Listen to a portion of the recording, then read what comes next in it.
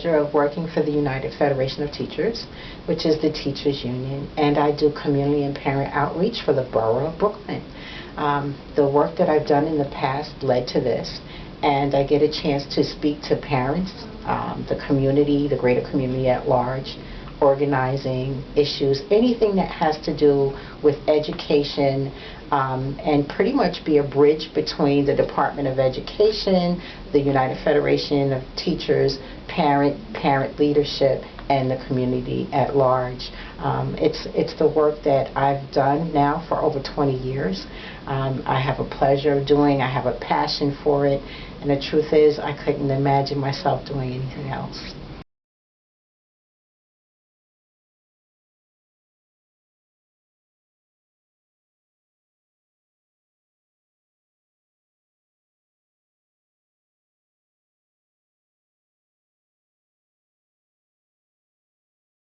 When I first moved into my apartment, when I left Bedford-Stuyvesant and moved into Williamsburg, my rent was $215 a month for a one-bedroom apartment, 1988, right?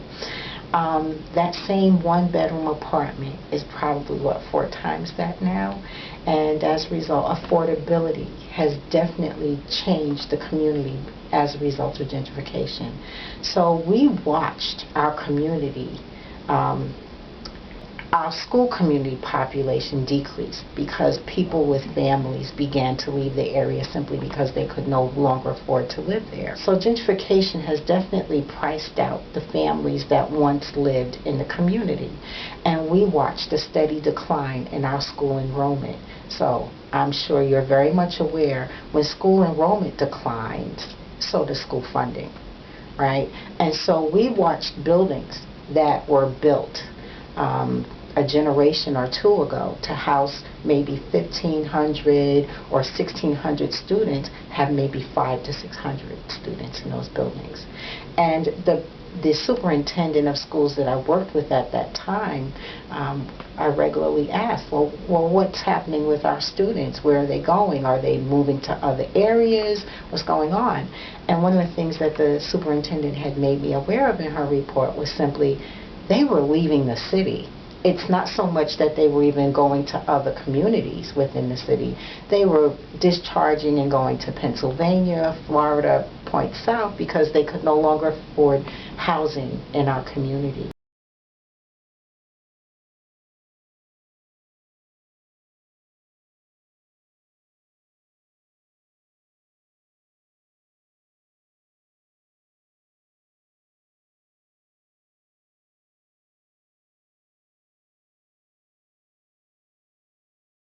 Traffic has definitely increased in the community, right? Because at one point, we mostly had empty lots and we had empty warehouses. So when I moved in the 80s, in the late 80s, that's mostly what was there, right?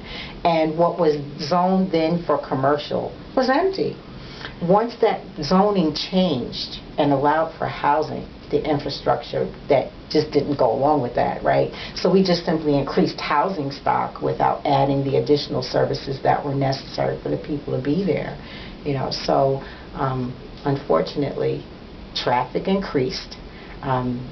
You walk down some of the streets and you see the cars just, piled up, and you see the foot traffic as well. But the amount of cars that go through the community is unreal. And I can say, especially since the pandemic, where people are not using public transportation at the levels that they were prior to this, everyone's in a car, it seems like.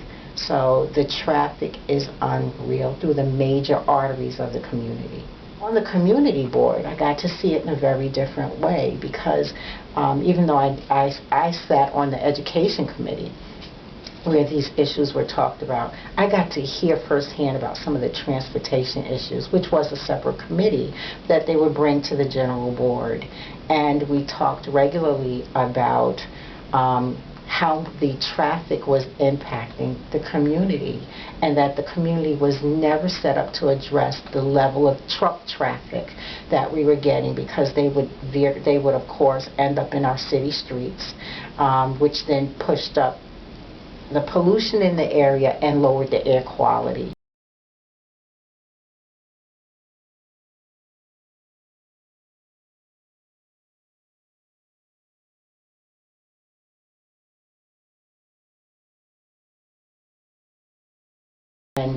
where you have the bus depot there at Williamsburg Bridge Plaza. You have the highway, that comes through there as well, and now throw in the traffic.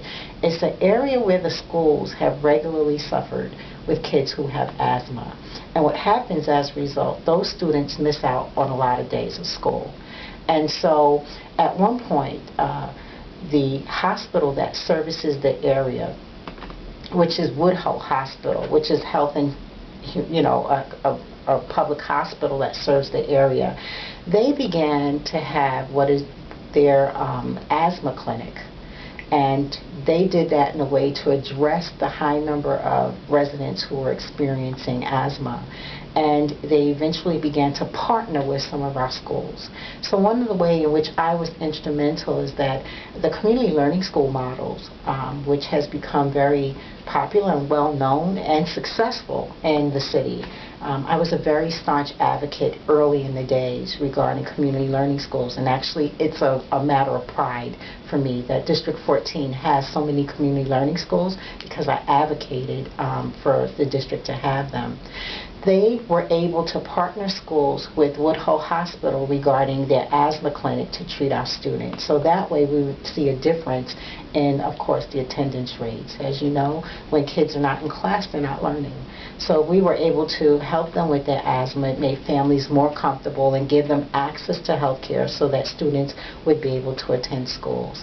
And for me, that was, paramount because we needed to continue to address the health issues in the area.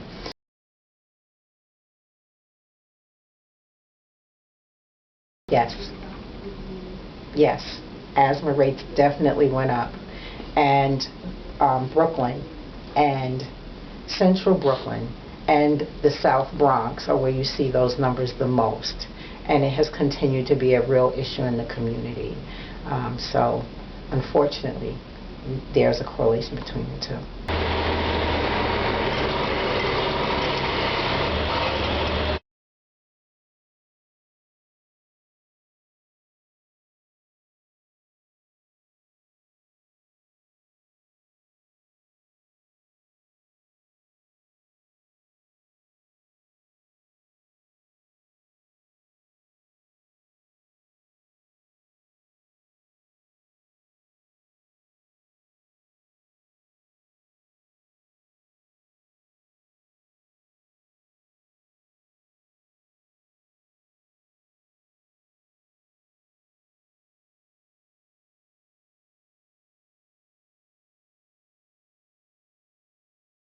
First off, I collect my data with this. It's called an ethylometer. It collects black carbon, which is also known as elemental carbon.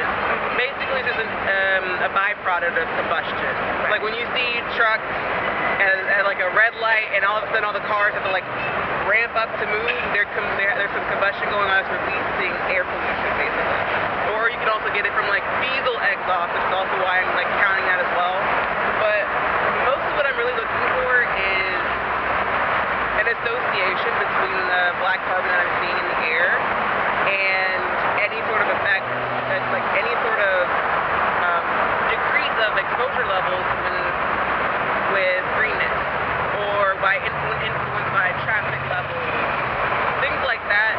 But also, as I'm doing my project, I'm seeing that there's more of a geological change, weather patterns are affecting things, as well as potentially time of day. So like in some areas, a morning exposure will be different than the afternoon exposure. So there's a lot going on. My project's kind of ever evolving, but it all kind of relates to black carbon exposure for students, for school-age children.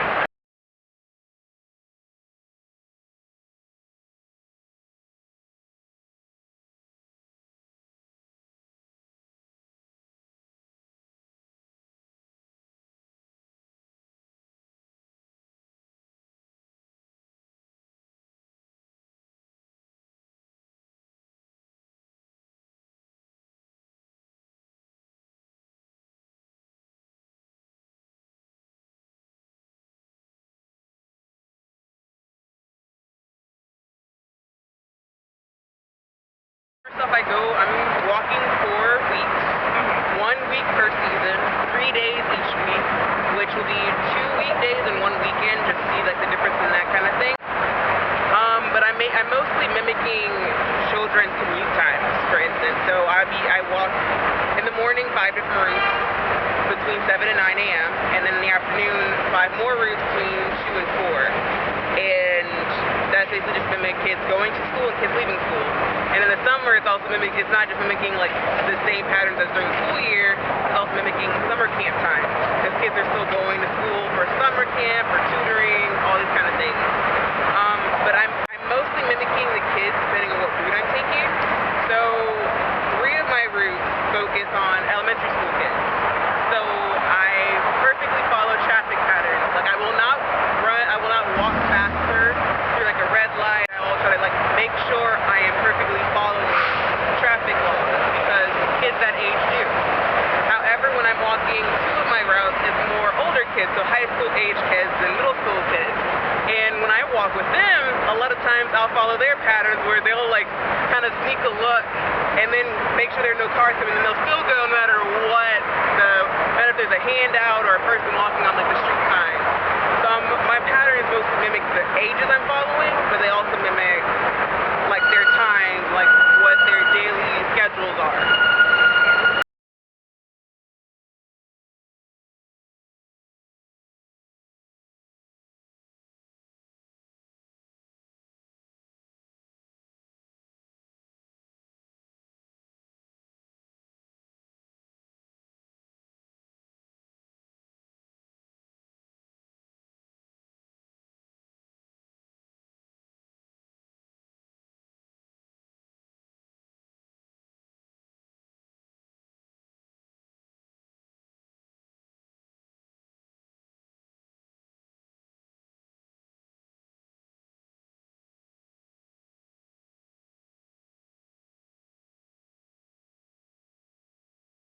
There are patterns that I'm noticing on certain streets and boulevards where, in particular, the time of day influences the levels of exposure I'm seeing.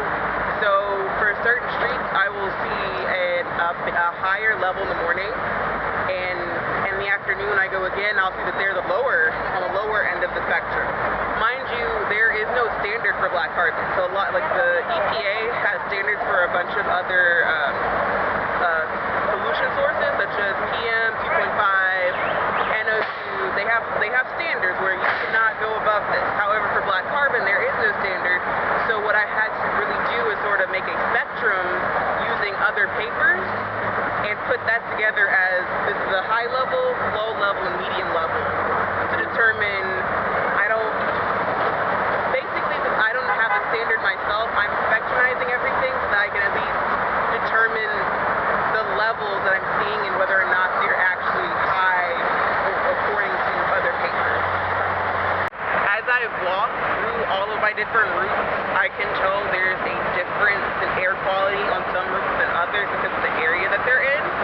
So this route is about a 30-minute walk from the other 4 routes, and there's a definite difference versus the other routes, and you can tell based on like where it is.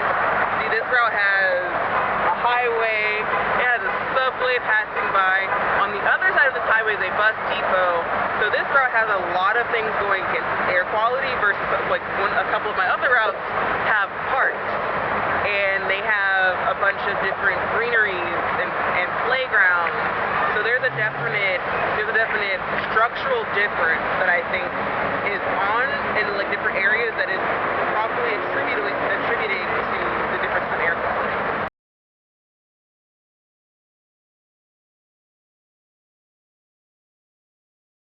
2017-18, we began to hear more about this, where we were addressing this with our elected officials.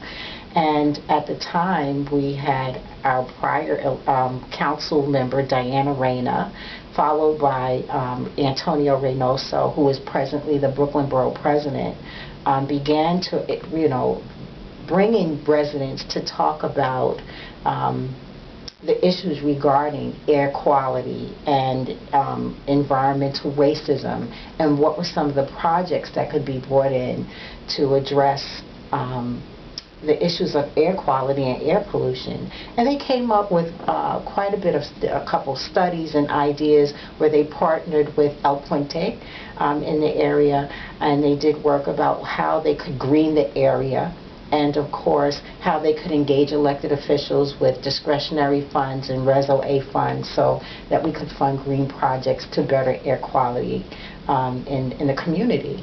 And they had some really great ideas, but of course funding had always seemed to be the issue. It's not that the community wasn't aware, it's not that the community lacked, right, in that regard. What was lacking was the will of, you know, the greater politic, that is, to fund such projects. And it just kind of, as those people moved out of office, those ideas just kind of faded when they did. And when you think about the outstanding work that El Puente did and the time that they put in with surveys and research to prove that the area was in real need of help, it's like by the time the pandemic hit, those things just kind of faded away. And here we are now with the new administration. And the question becomes, what are those next steps?